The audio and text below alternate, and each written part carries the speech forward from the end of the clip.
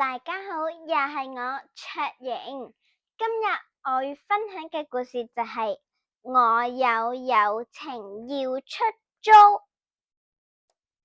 今日有一日咧，咪咪同佢嘅家庭咧就去咗森林裏面度假喎。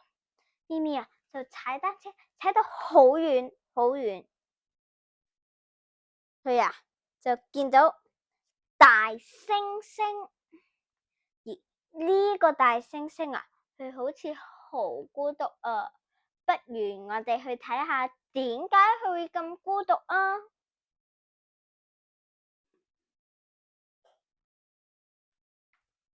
原來佢一個朋友都冇喎，所以佢就好孤獨。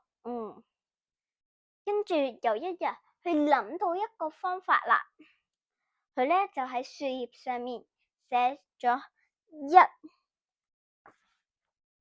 幾個字喎，佢就話：我有友情要出租，1小時5塊錢，咁咧即係1個鐘咧就需要畀5蚊。咪咪見到啦，佢就行過去問大猩猩：我想問咩叫友情要出租啊？大猩猩就話：哦，我有友情要出租嘅意思咧，就係你畀5蚊我就陪你玩1個鐘。咪咪答應咗啦，但係佢就話：但係我身上只係得1蚊，你可唔可以陪我玩1個鐘啊？冇諗到大猩猩竟然話：可以啊，可以啊，我哋一齊玩啦。咪咪就教咗大猩猩點樣玩猜拳。佢就話包剪揼，如果我出剪你出包，我就贏；我出揼你出剪，都係我贏；我出揼你出剪，都係我贏。咁你明唔明白啊？大猩就點點頭，但係佢其實係唔明白㗎。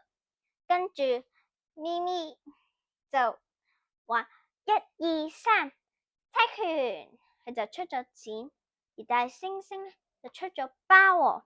咁佢就要俾咪咪去踩一腳，而咪咪踩過一腳係超級無敵大力㗎。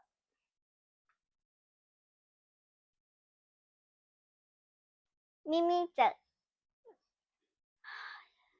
V 字手咁樣講啦，嘿嘿，我贏咗你啦！大猩猩就話：我都唔知要踩腳仔嘅。跟住咪咪就話：你係咪好痛啊？使唔使再玩多鋪？大猩猩就話：我唔痛，我哋再玩啦。跟住今次佢咪咪又俾咗1蚊大猩猩啦。咪咪以為大猩猩只係會出包，所以今次佢就出咗剪。冇諗到大猩猩佢竟然係出揼啊！咪咪佢好驚啊！跟住佢就攬住隻公仔，眯埋眼。咪咪見到啦，大猩猩原來係好溫柔咁樣去踩佢隻腳，連個時鐘過咗佢哋都唔知啊！你哋話佢哋兩個係咪玩得太投入呢？然後有一日，咪咪就教大猩猩玩木頭公仔啦。然後佢哋又一齊做功課，一齊睇圖書，同埋一齊玩卜哩哩添啊！哇！佢哋一日一日咁過，佢哋嘅感情越變越好啊！但今日大猩猩佢連個袋都冇帶，就係帶咗啲曲奇餅，諗住等咪咪過嚟一齊啦。冇諗到咪咪佢今日就要返去屋企啦，因為佢聽日就要返學。而大猩猩呢就好傷心咁樣話：你唔好走啦，陪我玩多一日啦。咪咪就話：唔得啊，我要走啦，我送呢隻公仔俾你啊。大猩猩就話：唔好走住啊，我今日連銀包都冇帶，我就帶咗啲曲奇餅俾你一齊食啫，同埋我學猜拳都仲未識得學出剪。跟住大猩猩就非常之傷心，佢諗到咪咪同佢玩嘅都想喊啦。